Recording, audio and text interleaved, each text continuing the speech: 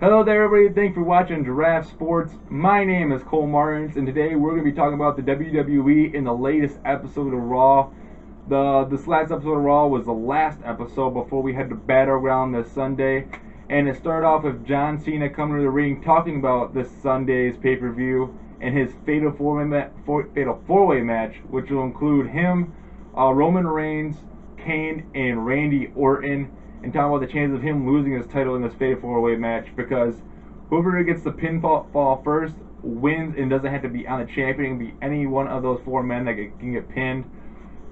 And while he was talking about this, Roman Reigns actually came out and interrupted John Cena, which those two have been having a little confusion here a little bit, because last week John Cena got saved by Roman Reigns, but he was seemed like he was confused because he didn't really trust Roman Reigns after everything he did with the Shield.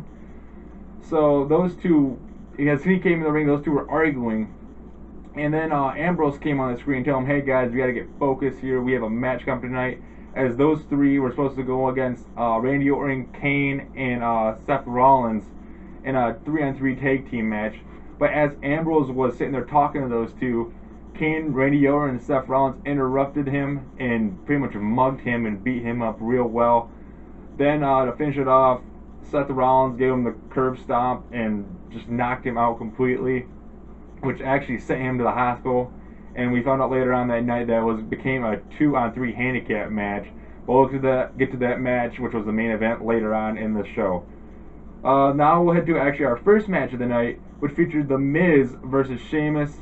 And if you have seen Miz, he made his comeback 2 weeks ago, and he's been all about this. Hey, I'm a movie star. As he was, I believe it was the Marine he was in, Marine 3, and he thinks he's so great from it and all that, yada yada, blah blah blah, and he's so passionate about his face, or I don't know, something like that. He doesn't want him to get hit or anything. And before I was walking up the ramp, he was talking about him being a movie star and him being most sort of popular and all this stuff.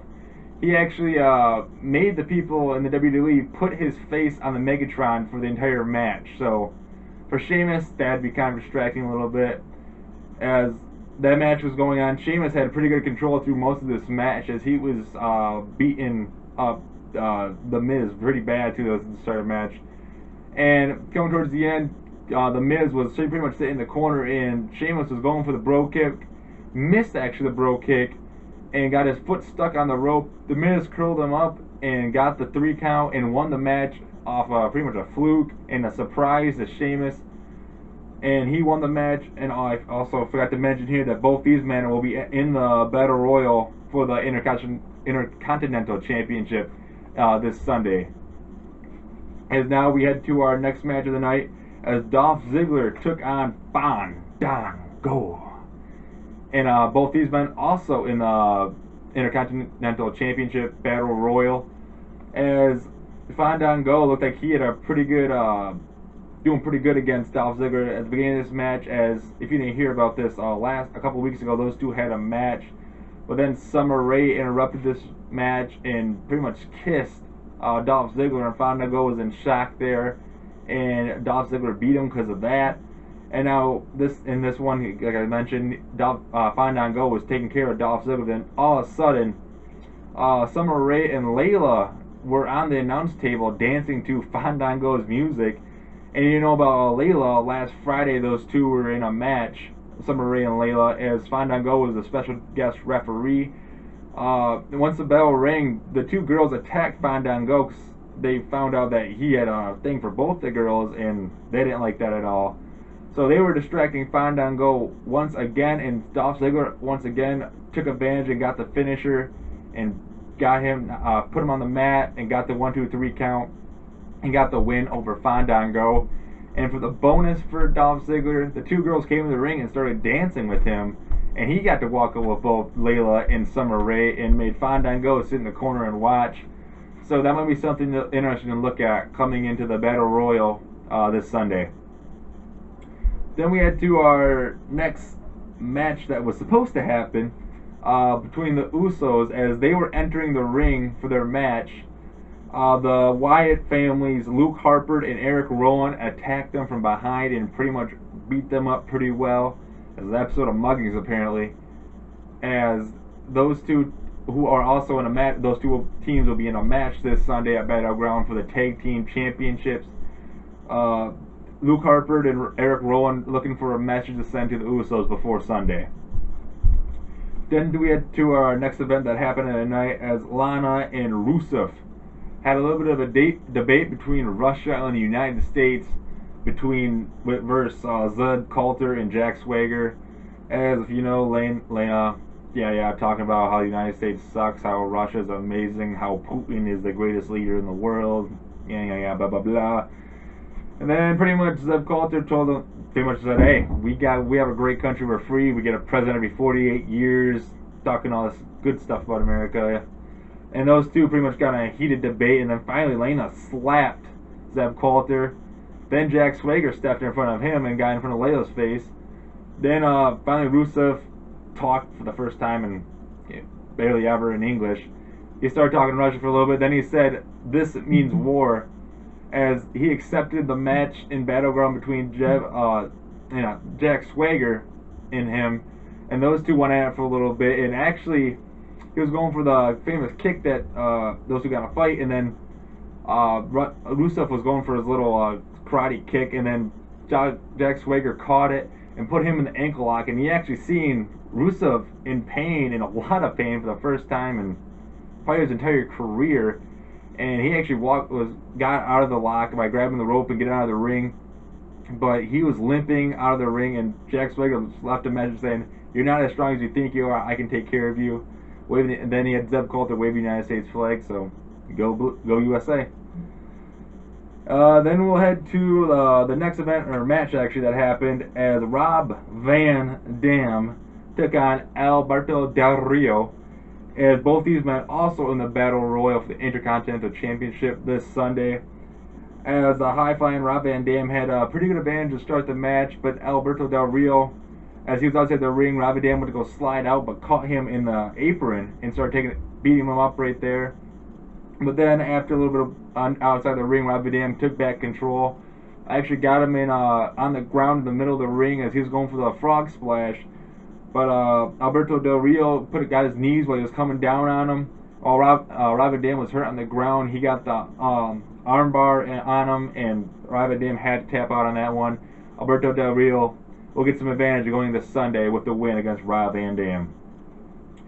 Then we head to the next match as Nikki Bella was coming out to the ring. She was supposed to be a tag team match, but Stephanie McMahon, still having her issues with her sister Brie Bella and Daniel Bryan, took her teammate away, actually made it a handicap match once again this week, as she had to take on Alicia Fox and Cameron again. And again, once again, she could not beat them two in a handicap match, as they pretty much dominated Nikki Bella, as Alicia Fox and Cameron with the win. Then we head to our next match as Big E took on Cesaro. As last week, if you didn't watch again the last week's episode, Cesaro took on Kofi Kingston once again after Kingston beat him the week before. And once again, Kingston beat Cesaro, and Cesaro went furious and was about to attack him again. But Big E came in, interrupted, and stopped him from attacking him. And that's led to this week's match. And Big E dominated through most of this match. Then finally, when Cesaro got advantage, when he got out of the ring, he grabbed some chairs, and actually Kofi Kingston was out there with Big E. He threw a chair at Kingston, trying to get him away from him, and brought the chair in the ring, getting ready to hit Big E. But right when he wanted up back to hit him, Kingston grabbed the chair from the back of his hands.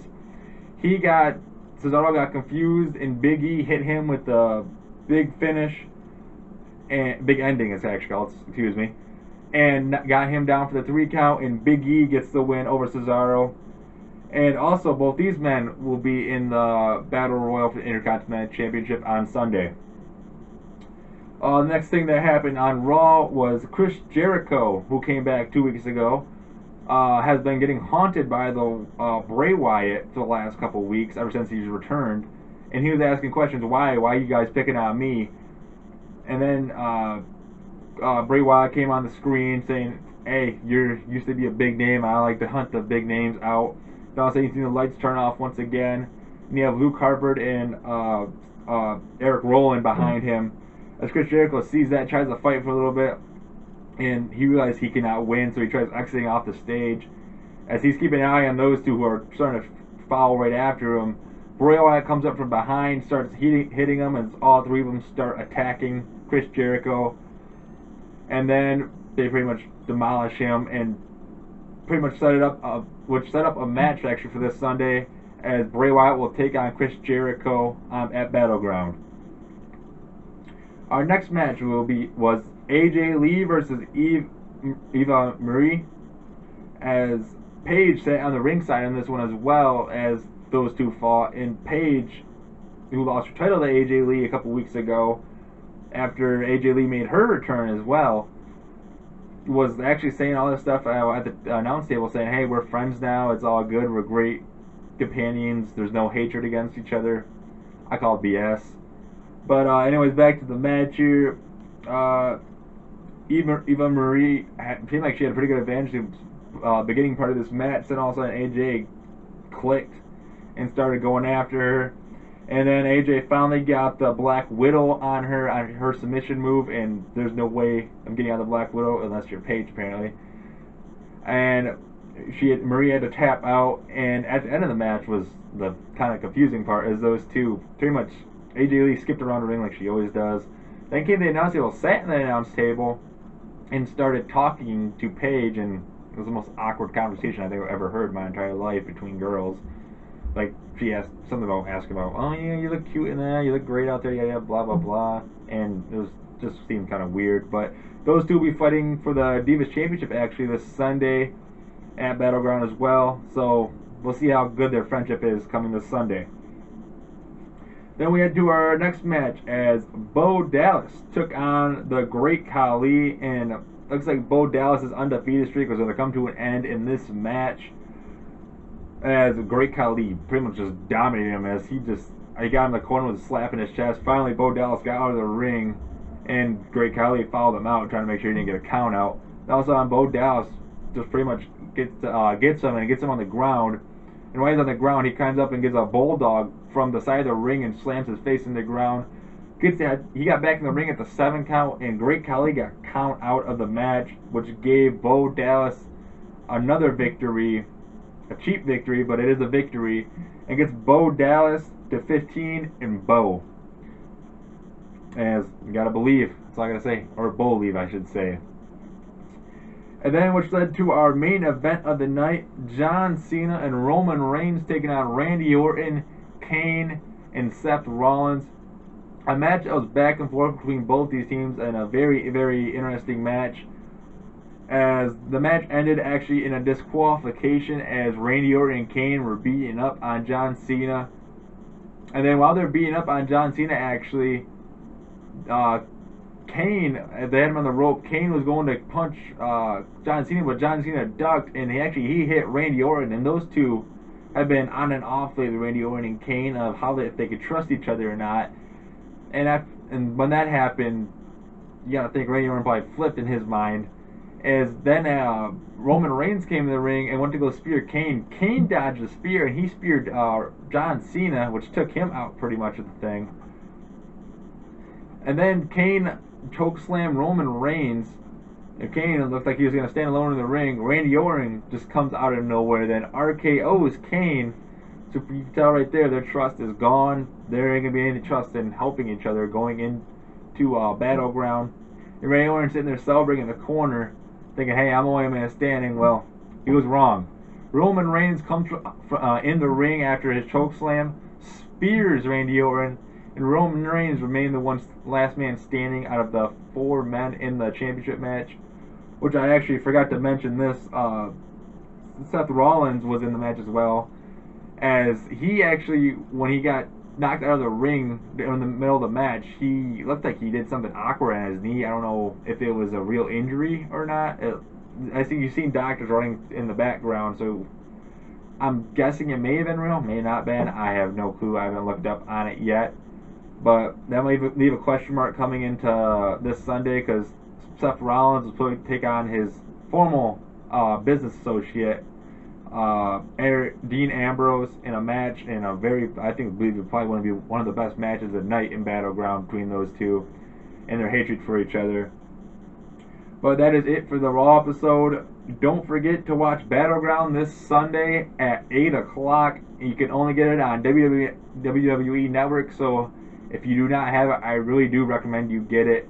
It is awesome. I have it. I love it. It has. If you want to watch anything back, any old pay-per-views, any WCW, you can watch it. Very great. I recommend you get it. But yeah, that is it for this episode.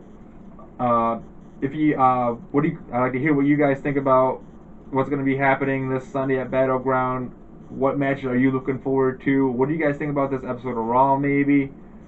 Also, who do you think is going to win at the Battleground matches? I'd like to hear what you guys have to say. If you could guys please give this video a thumbs up and also subscribe to my YouTube channel. And also, if you could follow my Twitter page at NewsGiraffe. I'd love to talk to you guys about WWE. I'll try to update you guys as much as I can on everything that's going on in WWE as well. Well, that is it for this episode. I'd like to thank you guys for watching, and you guys have a great day.